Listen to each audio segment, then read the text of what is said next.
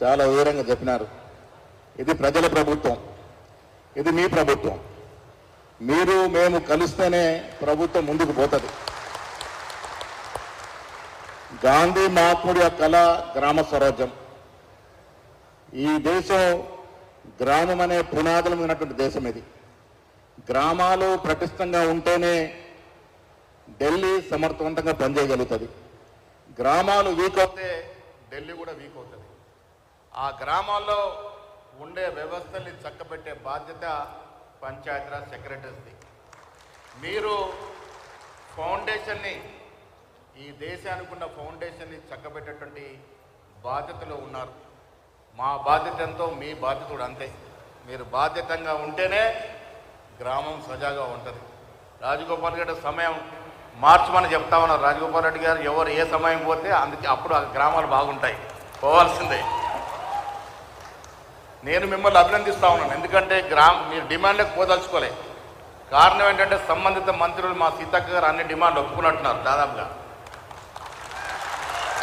ఆవిడ ఒప్పుకున్నారంటే ముఖ్యమంత్రి గారు ఒప్పుకున్నట్టే లెక్క.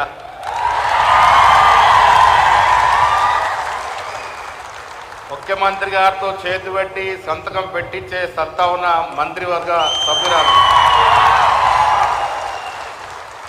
సీతక్క. ఇవి న్యాయమైన డిమాండ్లు కనబడుతున్నాయి. నేను కూడా డిమాండ్ చదివినాను.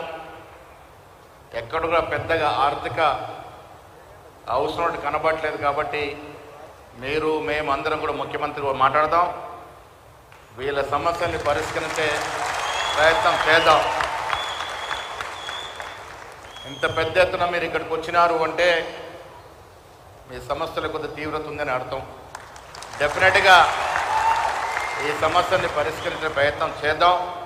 అది సీతక్క గారు, పొన్నం ప్రభాకర్ గారు బాధ్యతగా ముందుకెళ్తారని ఆశిస్తూ ఉన్నాను. మిత్రులారా, ఒక్క విషయం, మీరు ఇది రాజకీయ వేదిక కాకపోయినా కొంత వాస్తవాలు తెలుసుకోవాల్సిన అవసరం ఉన్నది.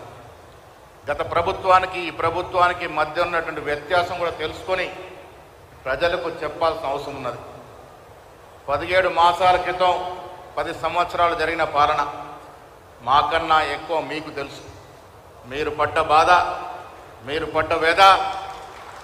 10 ఏళ్ల ప్రభుత్వంలో ఉన్నతాధికారులు తప్ప కింది స్థాయి అధికారులంతా కూడా వేపించుకొని తిన్నటువంటి సందర్భం. రాజకీయ ప్రతిపక్ష నాయకులనే కాదు, మిమ్మల్ని కూడా వేధించినటువంటి సందర్భం. అలాంటి పాలన నుంచి ఇలా ప్రజలు నడుపుకునే పాలనకు వచ్చాం. మీరు మర్చిపోకూడదు, మేము మర్చిపోలేదు. 10 ఏళ్ల కాలంలో జరిగిన రాచరిక పాలన, ప్రజాస్వామ్యాన్ని పక్కన పెట్టి రాజ్యాంగాన్ని తుంగలో తొక్కి ఒక తుగులకలుగా పాలించినటువంటి పాలన నుంచి మనం ప్రజా పాలనలోకి వచ్చినాం. ఆ వ్యత్యాసం తెలుసుకోవాల్సిన అవసరం ఉంది. ఇవాళ సోషల్ మీడియాని అనైతికంగా వాడుతూ కాంగ్రెస్ ప్రభుత్వాన్ని బద్నాం చేసే ప్రక్రియ టీఆర్ఎస్ బీజేపీ పార్టీ చేస్తూ ఉంది. వీడియోలు మార్పింగ్ చేస్తూ ఉన్నారు, ఫోటోలు ఎడిటింగ్ చేస్తూ ఉన్నారు, ఉన్నది లేనట్టుగా లేనిది ఉన్నట్టుగా విష ప్రచారం చేస్తూ ఉన్నారు.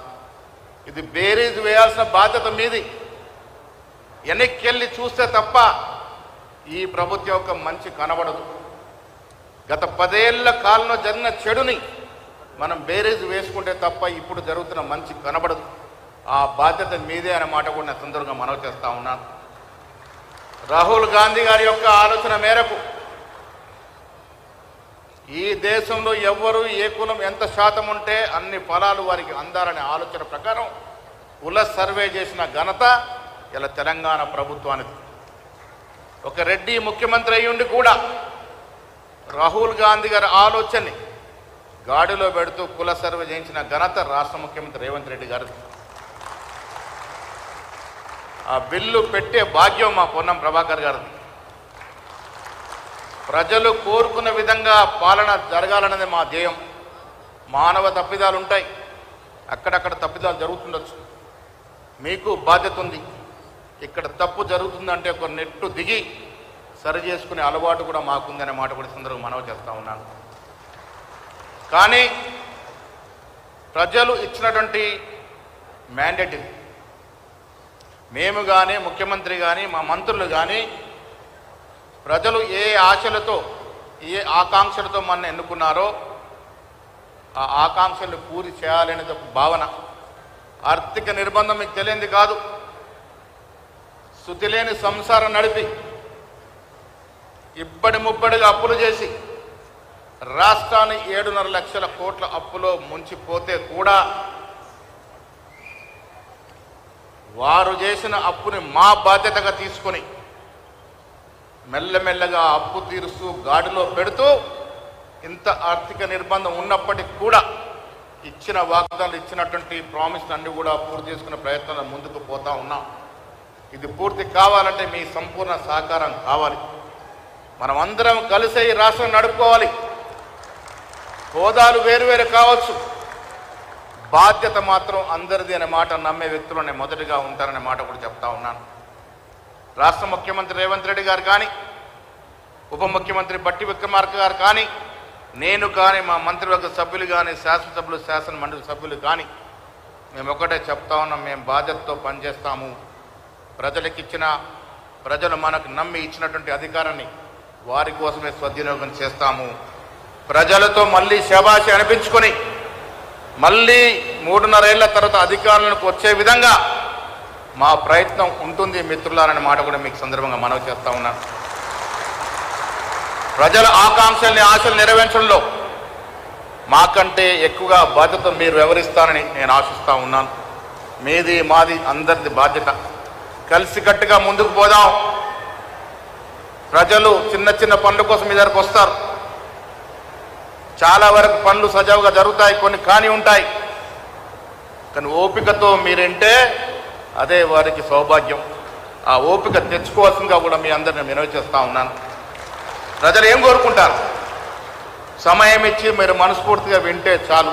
అన్ని సమస్యలు పరిష్కారం కావు, కానీ మనసు ఇప్పి వింటే సగం బరువు దిగుతుంది. ఆ దశగా మీ ప్రయత్నం ఉండాలనే మాట కూడా ఈ సందర్భంగా మనవి చేస్తూ, సీతక్క గారు